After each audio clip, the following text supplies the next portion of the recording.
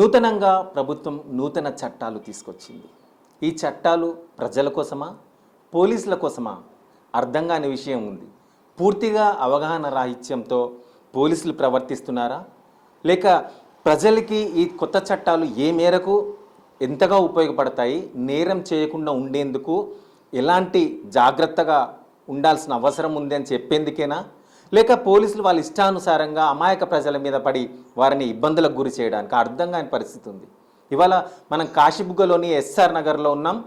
ఇక్కడ ఒక కుటుంబం మీద భూతగాథ విషయం లోపల పోలీసులు తనని పిలిచి చిత్రహింసలకి గురి చేశారు, నన్ను 3rd డిగ్రీ కింద కొట్టారు, కాలు కూడా విరిగింది అని చెప్పేసి తను బాధపడుతున్న పరిస్థితుల్లో పోలీసులే మా మీద మమ్మల్ని టార్గెట్ చేసి మమ్మల్ని రాచి రంపాన పెట్టి బ్రతకనీయకుండా చేస్తే మేము ఎట్టుపోవాలి అని చావే ముఖ్యం అనుకున్న ఈ అయ్యగారు వెంకటేశ్వర్లు కొడుకు జయప్రకాష్ టవరెక్కి ఆత్మహత్య చేసుకునే ప్రయత్నం చేశాడు. ఇదంతా కూడా తీవ్ర ప్రకంపనలు చెలరేగింది. పోలీస్ డిపార్ట్మెంటే కదిలించింది. దీని మీద ఆరా తీయడం అనేది ఇంటెలిజెన్స్ ఎస్పీ వర్గాలు కూడా పూనుకున్నాయని చెప్పి ఆ పోలీస్ అధికారులు చెప్తున్న పరిస్థితి. అసలు ఏంటి, ఏం జరిగింది? ఆ వెంకటేశ్వర్లు మనతో ఉన్నారు. మరి ఏ విషయంలో ఎవరు పిలిచారు, ఎవరు తనని హింసించారు, తన మాటల్లో కనుక్కునే ప్రయత్నం చేద్దాం. వెంకటేశ్వర్ గారు చెప్పండి, అసలు ఏ విషయంలో మిమ్మల్ని ఎవరు పిలిచారు, అసలు ఏం జరిగింది?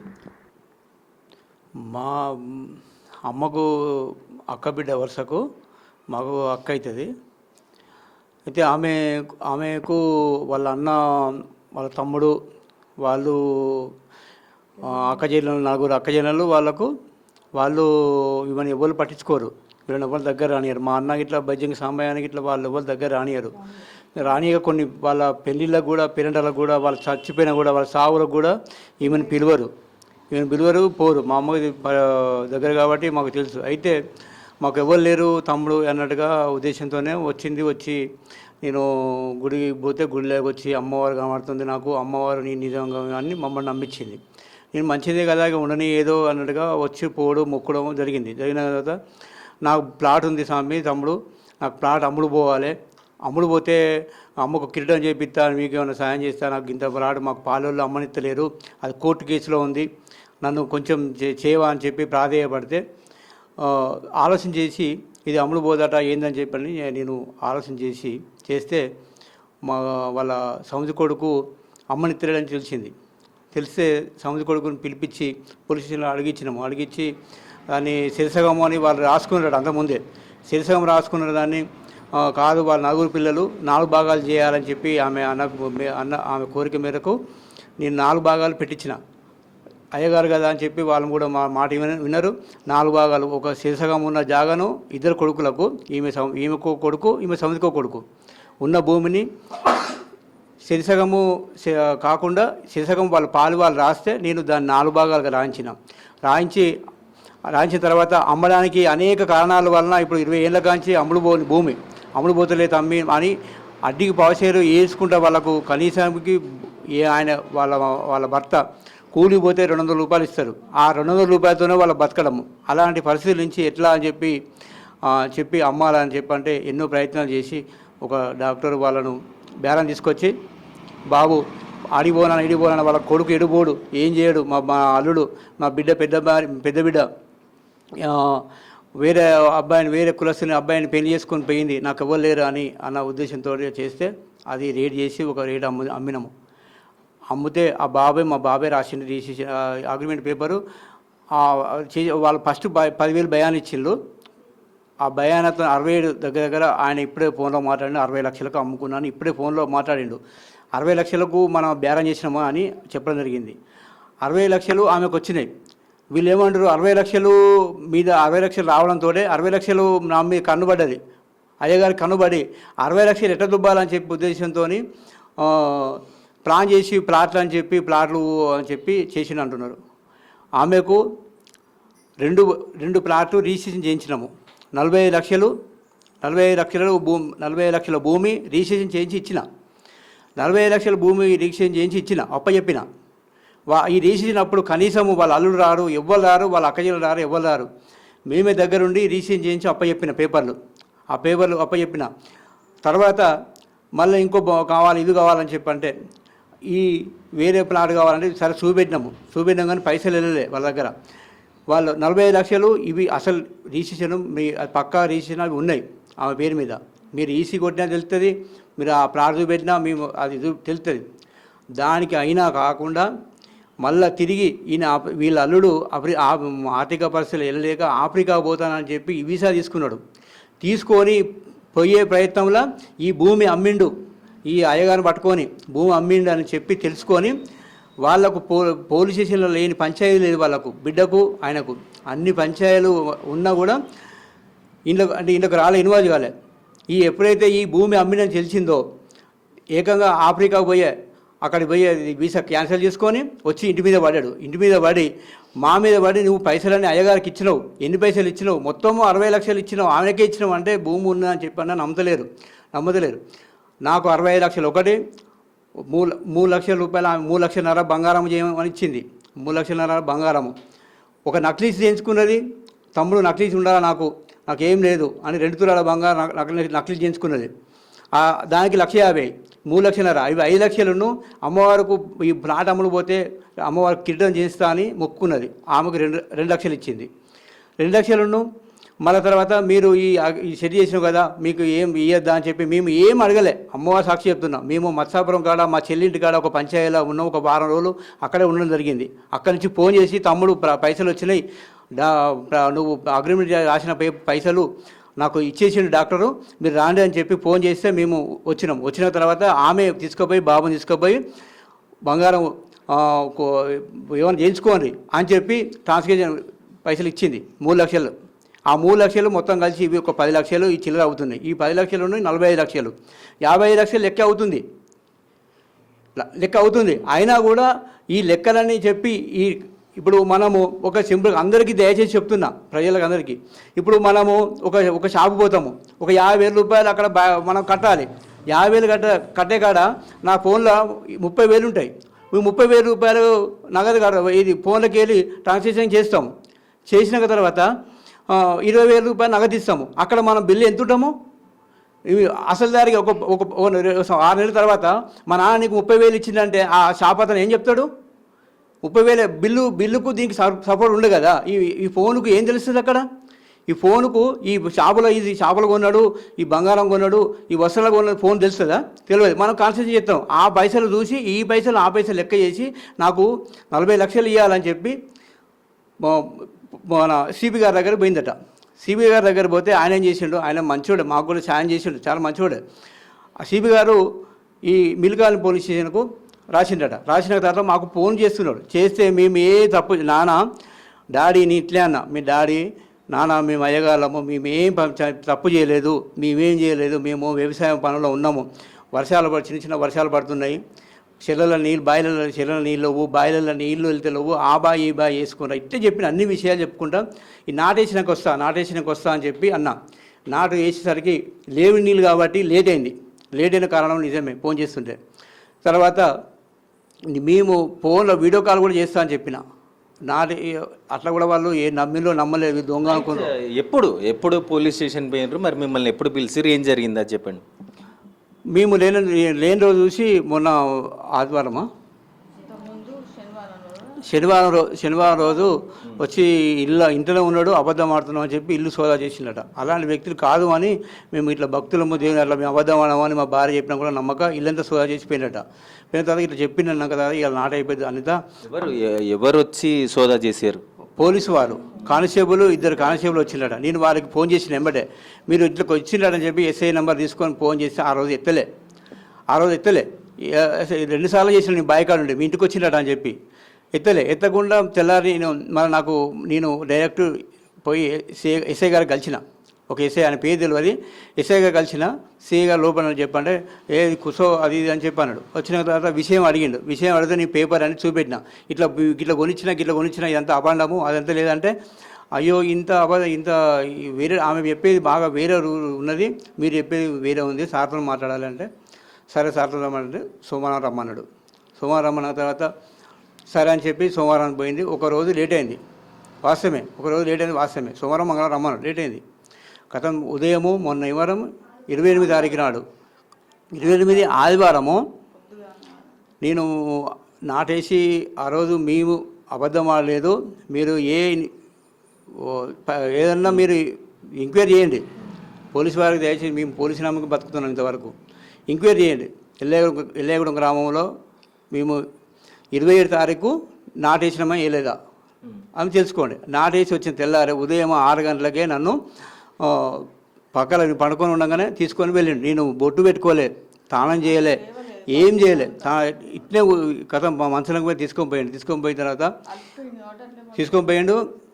కథం అరే వీడిని తీసుకోపో లోపలికి బా అని చెప్పి ఎందుకు సార్ గత సార్ ఏం సార్ మేము కూడా పిటిషన్ ఇస్తాము అవసరం అంటే మేము కూడా పిటిషన్ రాసే హక్కు మాకు లేదా అని అడిగిన.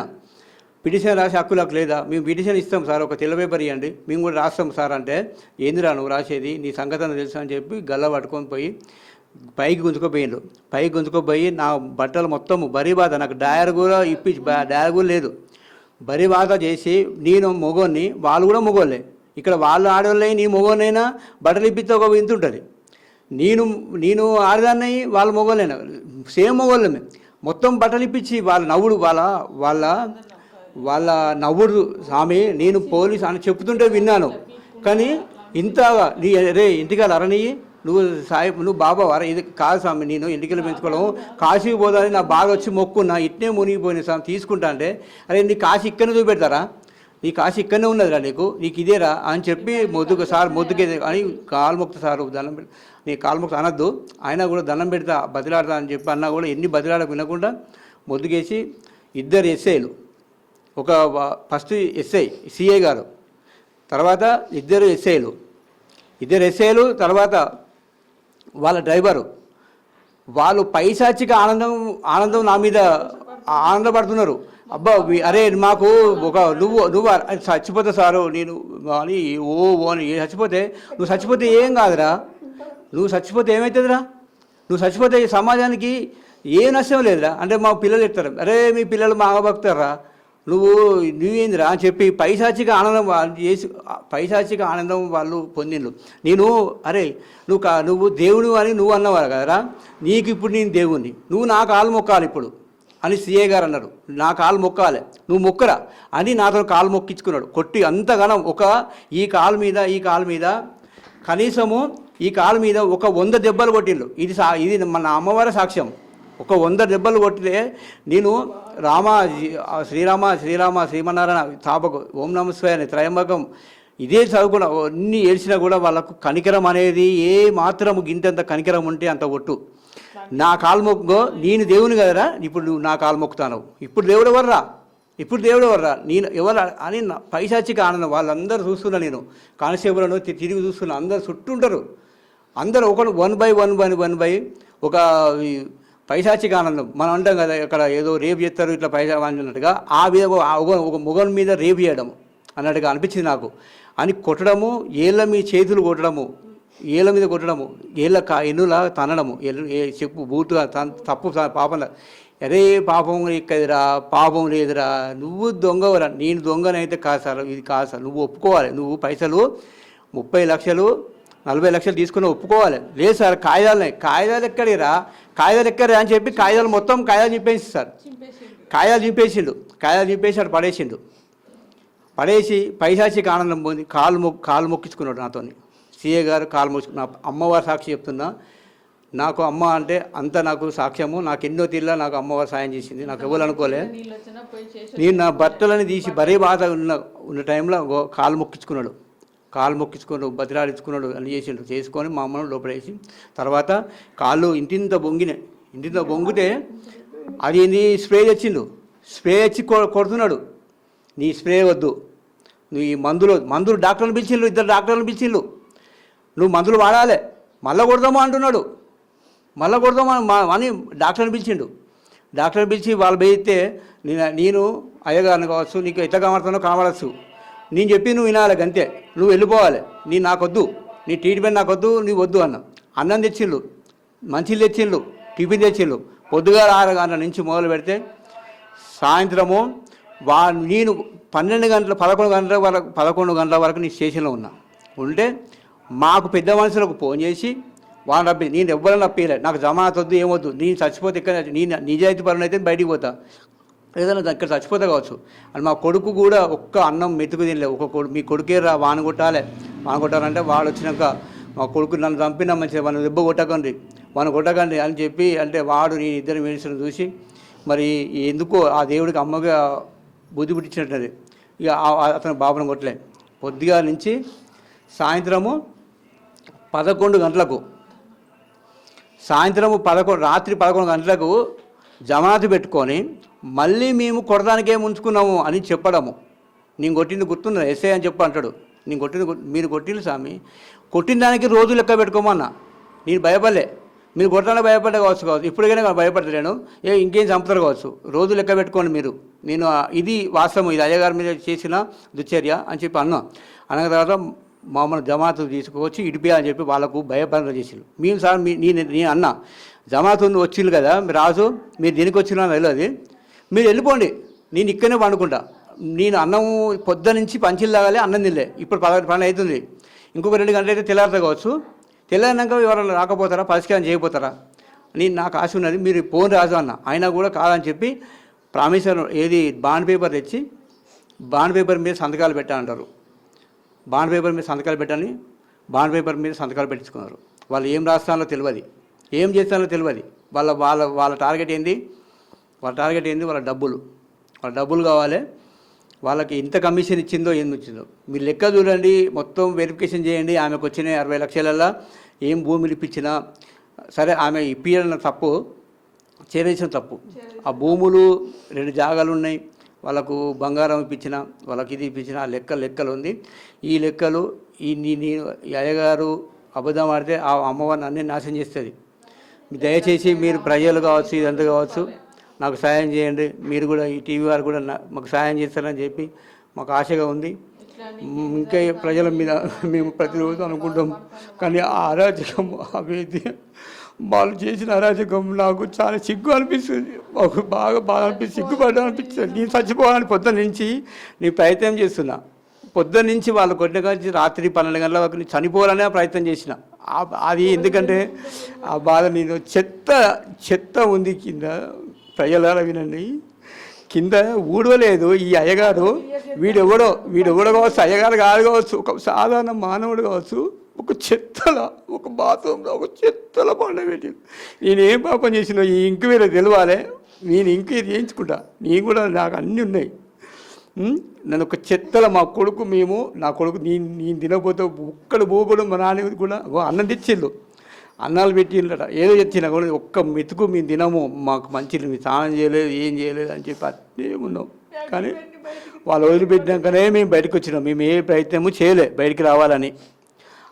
దయచేసి మాకు కూడా ఏం తెలియదు, ఈ బయట తిరగడం, ఈ పోలీసులు ఇదంతే. ఏమైనా వాళ్ళు డాడీ వాళ్ళే చూసుకుంటారు, తెల్లారితే గుడి గగిరానం ఇవే.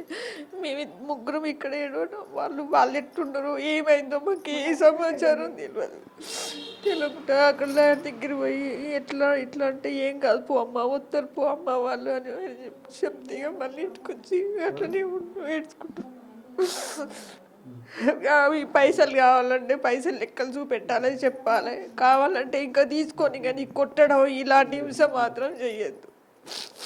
ఇవి మాకే కాదు, ఈ సొంటి ఇంకెందరు జరుగుతాను ఎన్ని జరుగుతాను ఇట్లాంటివి జరగద్దు. వాళ్ళు చేసేది వాళ్ళు ఉన్నది ఎందుకు, పోలీసు వాళ్ళు మనకు రక్షించడానికి, కాపాడటానికి, న్యాయాన్ని రక్షించడానికి కోసమే కదా.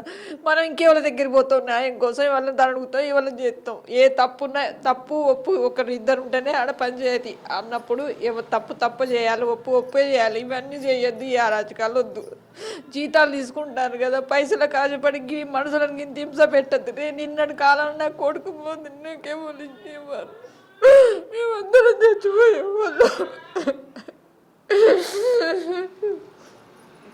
ఎంత పరువుగా ఉండోళ్ళు మమ్మల్ని 10 తప్పాలు పాలు చేసి పేపర్లు ఇది అది అని మమ్మల్ని బయటికి కూర్చున్న టైంలో. చెప్పండి, మీ కొడుకు ఎందుకు ఆత్మహత్య చేసుకోవాలనుకున్నాడు? మేము ఎందరికో సాయం చేసినాము, పరువుగా ఉన్న వాళ్ళము. మేము పని చేసుకునే బతుకుతా, నేను కష్టం చేసి బతుకుతా, కష్టం చేయాలని చెప్పి ఇప్పటికైనా కూడా నాన్న మీరు ఎందుకు పని చేస్తారని ఒక్క నిమిషం కూడా రికామ్ ఉండను. ఏదైనా పని చేస్తా, నేను వెల్డింగ్ చేస్తా, నాకు వెల్డింగ్ పని వస్తుంది. సుతార పని ఏదైనా పట్టుకొని టాప్ పట్టుకొని సుతార పని చేస్తా. నాకు కిరాణా షాప్ ఉన్నది, కిరాణా షాప్ చేస్తా. మేము వ్యవసాయము నేనే మందు కొడతా. మీకు కావాలంటే మీరు ఊళ్ళో గ్రామం చూసుకోండి. మమ్మల్ని చూసి ఈ గ్రామంలో వాళ్ళు చూడు ఎట్లా పని చేసుకుంటాను అని చెప్పి మొత్తము ఆడ గ్రామంలో కూడా మస్తు పరిచయం అవుతారు. మేమే నేను మందు కొడతా. కనీసము అదేంది స్ప్రే, నూతనంగా వచ్చిన స్ప్రే ఇట్లా ఉంటుంది. దాంతో ఎందుకు ఇది మనం పాత మాడలో ఉండాలి. ఇట్లే చేతులను కొట్టుకుంటూనే నేను పత్తులు ఇట్లా వ్యవసాయం పొలం నాటబెట్టినప్పటికే వ్యవసాయం చేసే విధానం మాకు తెలుసు, ఎట్లా చేస్తాం. ఇంత పరువుగా మేము ఉన్నప్పుడు మమ్మల్ని ఇట్లా పరువు తీసి ఒక్క చిన్న లేడీ ముచ్చట ఆమె డబ్బులు ఇస్తాను ఆశకు మమ్మల్ని తీసుకుపోయి ఇంత కొనడం వల్ల ఆయన మనస్తాపం చెంది రాత్రి కూడా మేము తిన్నా కానీ బాబు తిని వాడి మనసులో వాడే చనిపోతాం అనుకుని ఆలోచన చేసుకున్నాడట. చనిపోయేందో కుక్క సాగు నేను ఎక్కువ మంది చచ్చిపోతే నాకు ఏం విలువ ఉంటుంది అనుకున్నాడట. నాకు విలువ ఉండదు, నేను చచ్చిపోయేందో 10 మంది చచ్చిపోతా అని ఆయన వాస్తవంగా చచ్చిపోతారనే పోయిందట. పోయిన తర్వాత నాకు రాజకీయ వాళ్ళు ఫోన్ చేసి చెప్తే నేను కూడా బదిలీ వద్దు నాన్న, నేను ఏమైనా రాసిస్తా, అబద్ధం నీకంటే ఎక్కువ కాదు, నాకు మొత్తం రాసిస్తా, నాకు ఏమైనా ఆస్తి ఉంటే అన్నీ రాసిస్తా, అది ఎన్ని లక్షలైనా కానీ కోర్టు వాళ్ళు ఏమైనా మనకు నింద పెట్టని, కానీ నువ్వు రా అని చెప్పి నేను ఎంతో ఏడ్చి నేను కదలేని పరిస్థితిలో ఇక్కడనే పండుకున్నా. అమ్మవారి దండం పెట్టుకుంటే ఇక్కడే ఉంటే ఇది పరిస్థితిలో అమ్మవారి దయలో అందరూ వచ్చి ఆ సీఏ గారు మనకు రమేష్ సీఏ గారు సహకరించిన బాబుకు ఇంతకుముందు పరిచయం కాబట్టి రమేష్ గారు మా ఏరుమామల సీఏ గారు దయచేసి ఆయన సహకరించిండు, ఆయనకు ధన్యవాదాలు చెప్తున్నా. ఆయన వ్యక్తులు చాలామంది ఉంటే అలాంటి వ్యక్తులు కనుక అలాంటి సీఏలు కూడా చాలామంది ఉంటే చాలామంది ఇట్లా ప్రశాంతంగా ఉంటుంది, మా ఏరుమామలు లెక్క ఉంటుంది. ఇలాంటి దుశ్చర్యలు పడే సీఏలను ఒకసారి గమనించాలి మీరు. ఇదే విషయం మీద మరి మీరు ఉన్నతాధికారుల దగ్గరికి వెళ్ళినరా, ఏసీపీ కానీ లేకపోతే సిపి దగ్గరికి కానీ వెళ్ళి మరి మీ బాధను చెప్పుకున్నారా? ఈ విధంగా చేశారు ఏంటి, మరి మాకు న్యాయం కోసం మేము వెళ్తే న్యాయం చేస్తారనుకొని వెళ్తే మమ్మల్ని ఇలా చేశారు, నా కొడుకును కూడా రమ్మని చెప్పేసి నా కొడుకు మీద కూడా దౌర్జన్యం చేయబోయారు అని చెప్పేసి అని మీరేమన్నా మరి సిపి దగ్గరికి వెళ్ళి చెప్పారా? మేము వెళ్దామండి అంటే ఆ రోజే సార్ పంపిండని చెప్పి వాళ్ళ దూత వాళ్ళు ఇంటెలిజెన్స్ వాళ్ళ సార్ వచ్చి బాబు స్వామి నేను కూడా భక్తున్నే, నాకు ఏదన్నా చెప్పు నిమ్మలంగా, నువ్వు ఏం బాధపడకు ఏడవకు అని చెప్పి నన్ను వివరాలు తెలుసుకున్నాడు. మీకు న్యాయం జరగదాక నేను పోరాడతా, నేను మీ ఏరియా మనిషినే, మీ చెన్నపేట నుంచి చేసిన మనిషినే, మీ ఏరియా నుంచి వచ్చిన వాళ్ళని నేను మీకు కరెక్ట్గా న్యాయం చేస్తా అని చెప్పి అన్ని వివరాలు రాసుకొని పోయిండు. సార్ మీరు ఎప్పుడు రమ్మంటారు, మీరు అప్పుడు వెళ్ళాలి అంటే మీ సార్ ఇప్పుడు నొప్పి ఉన్నాయి కదా అని చెప్పంటే మీరు జ్వరం నిమ్మరమైనాకనే నొప్పులు తగ్గినాకనే మందులు వాడండి, హాస్పిటల్ పోనని చెప్పిండు. మేము ఆ రోజే ఎంజిఎం పోయి రిపోర్ట్ అది తీసుకున్నాము. మాకు నిమ్మరమైనాక శుక్రవారంకు రమ్మన్నాడు, బేసారం శుక్రవారంకు రమ్మన్నాడు, పోతామని చెప్పినాం. ఇందులోకి ఇది ఇక అమ్మ ఇప్పుడు మరి ఇలాంటి పరిస్థితులు, మీ వయసు చాలా పెద్దది, ఎప్పుడైనా ఇలాంటి ఘటనలు చూసారా పోలీసు? మాకు ఇంతవరకు అయితే మాకు ఏమలోకం మేము చూడలేదు బిడ్డ. బిడ్డ మాకు ఏసులో ఉంటుంది అయితే మాకు ఎన్నడూ తెలియదు. మా మనవాడు ఆయన మాకు ఇసుంటుంది అయితే ఎప్పుడు చూడరు, ఎవ్వరు రాలేదు. ఈ దొంగ ముందమ్మ ఇల్లు చేరింది. నేను ఆడికన్నా అది మంచి గుణం కాదురా బిడ్డ, దాని దగ్గర చేయొద్దంటే మీ అక్క బిడ్డే కదనే అని చెప్పి దాన్ని తీసినందుకు ఇంత కర్మకు వచ్చింది బిడ్డ. మాకైతే తెలియదు ఉండేది. మమ్మల్ని ఇంత అన్యాయం చేస్తాడు మా కొడుకు, నన్ను అనుకోలేదు. మా మనవాడు అట్లా అవుతాడు అని అనుకోలేదు బిడ్డ. మా ఎల్లాగూడెంలో మా కొడుకు వీళ్ళు పని చేస్తా అంటే వేరే వాళ్ళందరూ చిన్నపిల్లగాని కానీ ఇంకా పిల్లగారు చూడు ఎట్లా చేస్తాడు అని అందరూ ఆశ్చర్యపోతారు. ఇప్పటికైనా కానీ వాడిని ఒక్కరోజు రీకా ఉండడుగో సోపాలు చేస్తాడుగో, ఆ సోప వీడే చేసుకున్నాడు. అక్కడ ఇల్లు కట్టుకున్నాడు సొంతంగా, వీని చేతులతోటి ఇల్లు కట్టాడు. నాన్న ఇల్లు కట్టుకున్నాడు, 3 రూములు ఇల్లు కట్టుకున్నాడు. మళ్ళీ వచ్చి ఈడ కట్టుకున్నాడు. ఇగో ఈడ ఆది వాడే కట్టుకున్నాడు. అన్ని పనులు అన్నీ వస్తాయి. మేమేందా దొంగలం కాదు, లంగలం కాదు, ఒక్కరికి ముంచాలని మాకు ఉండదు. మాదే రూపాయి పోయినా మంచిదే కానీ వదిలిపెట్టుకుంటాం. కానీ 1 రూపాయి మేము తినాలని అయితే ఎన్నడూ అనుకోలేదు నాయన. ఇలాంటి పోలీసులను చూస్తే ఏమనిపిస్తుంది అంటే మీ వయసు చాలా పెద్దది, ఎన్నో సంవత్సరాలుగా ఎన్నో రకాల పోలీసులను చూస్తుంటారు. ఇంతవరకు పోలీసు వాళ్ళని అనేది మాకు అస్సలే తెలియదు. ఇప్పుడు మా కొడుకు గట్ల తీసుకుపోయి గట్ల చేయించిందంటే మాకు పరేషాన్ అవుతాను బిడ్డ. నిన్న మాకు పోలీసు వాళ్ళది అనేది తెలియదు. పోలీసు వాళ్ళు వచ్చినా కానీ వాళ్ళే నమస్తే అనుకుంటూ పోతారు. ఎస్ఐ కానీ ఎవరు కానీ నమస్తే అనుకుంటూ పోతారు. మమ్మల్ని గసుంటోళ్ళని ఇట్లా చేసింది మమ్మల్ని అది. చూస్తున్నాము ఇలాంటి దుశ్చర్య అనేది మేము చూడలేకపోతున్నామని చెప్తా ఉన్నారు. అసలు ఇంతవరకు మా కుటుంబం ఎప్పుడు పోలీస్ స్టేషన్కి వెళ్ళిందని దాఖలాలు లేవు, మాకు పోలీసులు అంటే తెలియదు. కానీ ఇవాళ ఇలాంటి ఘటన నా కుటుంబం మీద పడి ఇంతగా చేస్తుంటే అసలు ఏం చేయాలి అర్థం కాని పరిస్థితి అని చెప్తున్నారు.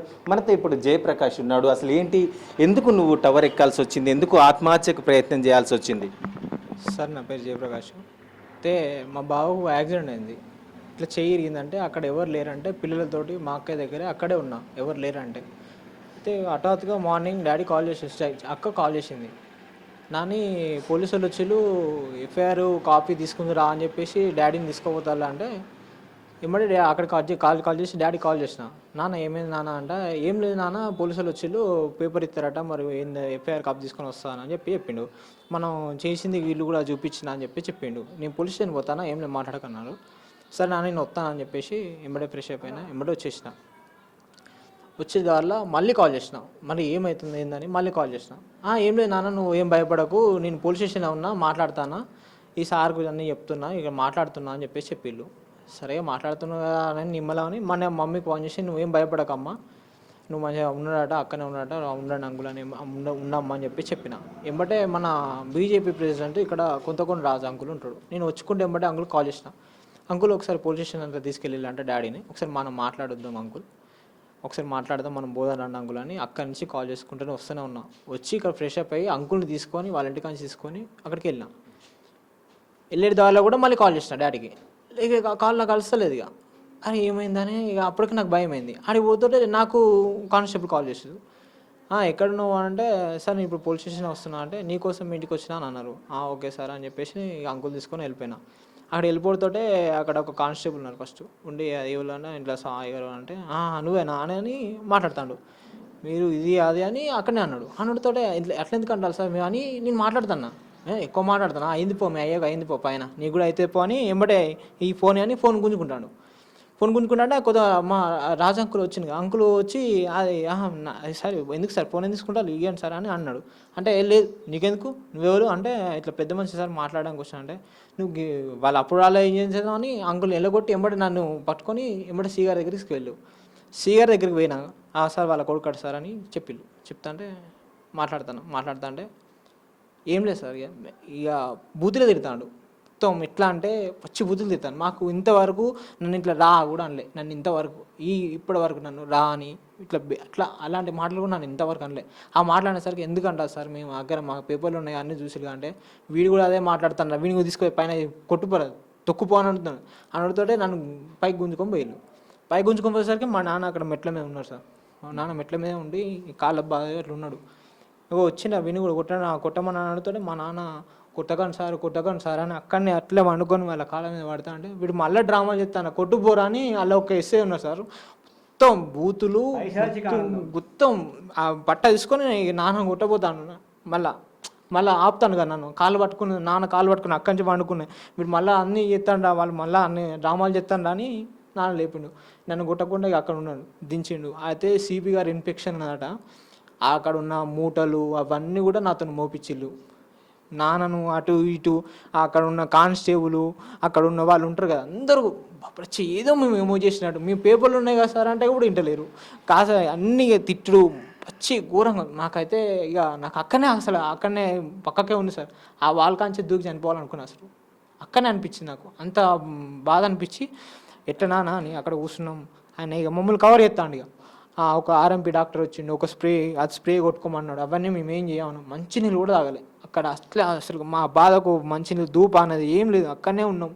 ఎట్లా అయ్యింది అని అనుకున్నాక ఇక సీగారితో ఇక్కడి నుంచి ఎట్లయినా బయటపడాలని అనుకున్నాం ఇద్దరు. నాన్న చూద్దాం వాళ్ళు ఏం చెప్తున్నాని, మనం బయటపడదాం ఇక్కడ ఫస్ట్ అని. అట్లే ఉన్నాక ఫస్ట్ మా మామయ్య కాల్ చేయించిండు, ఆయన చేయించిండు వచ్చి మీ పెద్ద మనిషిని పిలుచుకొని. మా ఫస్ట్ కొత్తకొని రాకులు ఫోన్ చేసిన, వెంబడి మా అక్క కూడా ఫోన్ చేసిన అక్కడ సైలెంట్గా పోయి మా అక్క ఫోన్ చేసి అక్కడ నువ్వు ఒకసారి అడ్వకేట్ దగ్గర పో అక్క వీళ్ళంతా ఇట్లా అని చెప్పి ఇక మొత్తం చెప్పాలి, చెప్పకుండా అక్కడ మళ్ళీ ఆఫ్ చేయాలని అంటే ఆ లాయర్ దగ్గరికి వాళ్ళు వేళ్ళు అంకుల్కి చెప్పి అంకుల్ మీరు రండి అంకుల్ ఇక్కడ ఇట్లా అంటే మంచిగానే రండి అంకుల్ మాట్లాడదాం అని చెప్పేసి అంకుల్కి చెప్పిన. అది అయిపోయినాక అంకుల్ రాలే, లేట్ అవుతుంది. ఇక మేము అట్లా కిటికీల నుంచే చూస్తాను ఊకే మా వాళ్ళు వస్తారా ఎవరు వస్తారా అని. మాకు ఏం లేదు, చూడడానికి లేదు, వాటర్ లేదు, ఏం లేదు. మాకు అట్లే మస్తు బాధతో ప్రతి ఒక్కరు చూస్తూ అరే ఊకో అని వచ్చి బూతులు మొత్తం తిట్టుకుంటే చెప్తా అంటే ఇక మా మావయ్య నెంబర్ ఇచ్చిన మళ్ళీ సీఏ గారు మళ్ళీ అంటే మళ్ళీ సీఏ గారికి నెంబర్ ఇస్తే సీఏ గారు నేను సీఏని మాట్లాడతానా ఆమె బావి కన్నాడు అని చెప్పేసి చెప్పిండు. మా మావయ్య వచ్చిండు. మా మావయ్య వచ్చినాక కిందికి వచ్చినాక మీ మోడు ఇట్లా వేసిండు అట్లా వేసిండు అని మా మావయ్య చెప్పిండట.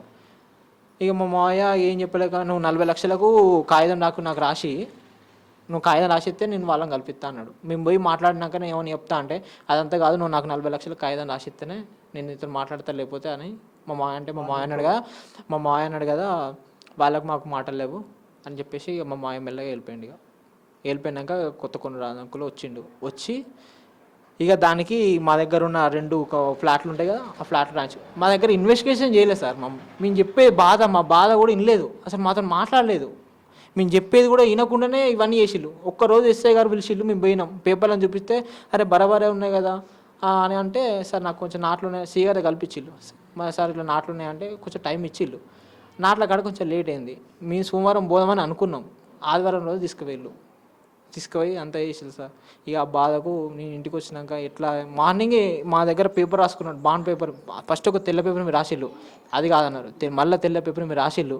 సార్ మీరు ఎందుకు రాసొత్తి అని నాన్న అన్నాడు కదా, నేను ఇక్కడనే ఉంటా, పోలీస్ స్టేషన్లో ఉంటా, మీరు కేసు పెట్టండి ఏమని వేయండి, నా దగ్గర ఉన్న ఆధారాలు ఉన్నాయి, నేను పైకి వెళ్ళినా కోర్టులో ఉంటే నేను కోర్టులో చూసుకుంటా, మీరు ఏమన్నా అన్నా కూడా అట్లా కాకుండా నేను డ్రామాలు చేస్తానవా ఎస్ఐ గారు మీరు డ్రామాలు చేస్తానవా అక్కడ కూడా నాన్న మాట్లాడకుండా చేసి లాస్ట్కు ఆ బాండ్ పేపర్ 100 రూపాయలు మన సీఏ గారు ఫోన్ చేసి బాండ్ పేపర్ మీరు రాయించి వాళ్ళతోనని బాండ్ పేపర్ రాయించి మా దగ్గర వచ్చిన సాక్షుల దగ్గర సంతకం తీసుకొని మమ్మల్ని పంపించిళ్ళు. మళ్ళీ 8 గంటలకు మీ పోలీస్ స్టేషన్ ఉండాలి. ఇక ఎటు పోయి మేము 12 గంటలకు వచ్చినాం ఇంటికి, మీ తినలే ఏం లేదు. మళ్ళీ 8 గంటలకు పోవాలి, మేము ఎవరితో కలిసేటట్లేదు, ఎవరితో మాట్లాడలేదు. ఇక అక్కడ సిచ్యువేషన్ లేదు సార్. ఇక అయితే ఆయన ఏం అనుకున్నా అంటే ఇక మేము అంతా చెప్పేసి లాస్ట్ తీసుకొని మా పేపర్లో మేము ఇట్లా ఉండేటోళ్ళం కాదు సార్. ఇక మేము అక్కడ ఉండేది ఉంటే మా డాడీ నా కళ్ళ ముందు ఉండేటోడు కాదనుకుంటాను, ఎందుకంటే మమ్మల్ని ఎంత బాధ పెట్టింది సార్ అక్కడ. ఇక లాస్ట్కు ఇక నాకు ఇక మంచిగా బాగా అనిపించి నేను చనిపోవాలనుకున్నాను. క్యాన్ పట్టుకొని పోయి క్యాన్ ఆడ పెట్టేసి మా గుడికాడనే సార్, గుడికాడ అక్కడ టవర్ ఎక్కి చెప్తే మన ఎమ్మెల్యే గారును సీఏ గారు అక్కడ కొత్త కొన్ని ర్యాంకులు కూడా వచ్చి వద్దు చిన్న ఎందుకు చిత్తాను చిన్న అని మా అమ్మను మా అక్క కాళ్ళు పట్టుకోవడానికి ఇట్లా బాగా బాధపడి అంకుల్కి అర్థమైంది మీరు పట్టుకుంటా అంటే వద్దు అంకుల్ ఎందుకు ఎత్తాలని అట్లే ఉన్నా అక్కడనే ఉన్నాక ఎమ్మెల్యే గారు వాళ్ళంతా వచ్చి ఎమ్మెల్యే కాల్ చేసిళ్ళు, నీకేమన్నా బాధ నేను చూసుకుంటా అన్నారు. సీఏ గారు వచ్చి నీకు సిపి కానీ కల్పిస్తాను నువ్వేం బాధపడకని చెప్పిళ్ళు. ఇంటెలిజెన్స్ వచ్చి వాళ్ళందరూ మాట్లాడినాక ఇక అప్పటి నుండి దిగినాక కూడా మా మీద న్యూస్ పేపర్లో కూడా చెడుగునే రాసిళ్ళు, కొందరు మంచిగా రాసిళ్ళు, కొందరు చెడుగు రాసిళ్ళు. అసలు ఇన్వెస్టిగేషన్ 60 లక్షలు అంటారు, 30 లక్షలు అసలు లెక్కగా సార్. ఇప్పుడు లెక్క గింత ఉన్నది, మరి గింత ఉన్నది అంటే మరి మేము ఇయ్యమన్నామా లేదన్నా, రేట్ ఎక్కువైందంటే మాట్లాడకుండా ఇట్లా కొట్టి ఒప్పించుడు ఎందుకు కాదు. ఇంత ఇప్పుడు 60 లక్షలు అనేది ట్రాన్సాక్షన్ ఉంటాయి కదా సార్, నాకు ఎంత ఇచ్చినావు నీకు ఎంత ఇచ్చినా ఎంత అనేది లెక్క ఉంటుంది కదా, అది లెక్క పక్క పెట్టి 32 లక్షలు అన్నారు, ఇది అన్నారు అది అన్నారు, ఏదైనా ఒక లెక్క. మా వాళ్ళు మేము అప్పటి వరకు కూడా పైసలు లేవు ఆమె నాకు ఇవ్వలేదు అని మేము అనలేదు, ఎక్కడ అనలేదు. ఉన్నాయి నీ పైసలు ఉన్నాయి మేము ఇవ్వలేము అనలేదు. నువ్వు అది మాట్లాడుతుంది లెక్క ఉన్నది, ఆ లెక్కల్ని ఇది కాదు అక్కడ పైసలు రైట్ చూస్తున్నాం. మొత్తానికైతే పోలీసులు రక్షక భక్షక అర్థం కాని పరిస్థితి.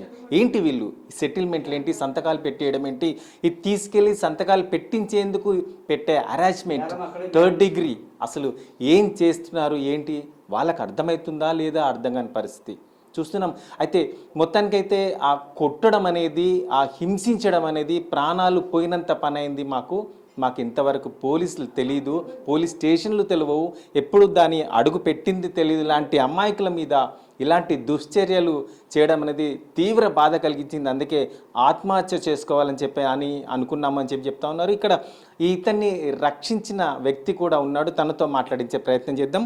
మొత్తానికైతే జయప్రకాష్ చేసిన ఆత్మహత్య యత్నాన్ని అడ్డుకునేందుకు స్థానికులుగా ఉన్న వారి మిత్రులు ప్రయత్నం చేశారు.